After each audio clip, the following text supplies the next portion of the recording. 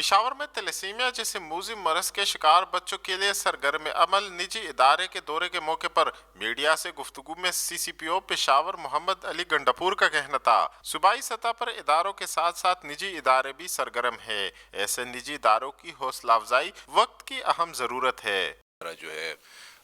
اپنے وہ کر کے اور بغیر کسی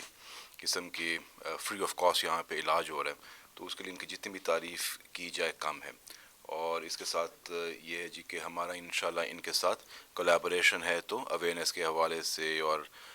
بلڈ کیمپس آرگنائز کرنے کے حوالے سے اس پہ بھی ہم کام کریں گے جی، اور وہ ہمارے لیے قابل فخر ہوگا کہ اپنے دورے کے دوران سی سی پی او کو نجی ادارے سے متعلق بریفنگ دی گئی، جبکہ انہوں نے ادارے کے مختلف سیکشنز کا دورہ کیا۔ اس موقع پر تیلیسیمیا کے لیے کام کرنے والے ادارے کے سربراہ کا کہنا تھا بچوں کی فلاح اور بہتر زندگی کے لیے معاشرے کو کردار ادا کرنا ہوگا۔ پچھلے یہ 2006 سے ہم نے یہ خدمات کا سلسلہ سٹارٹ کیا ہوا ہے۔ ہماری کوشش یہ ہے کہ ان بچوں کی زندگی کی بقا کے لیے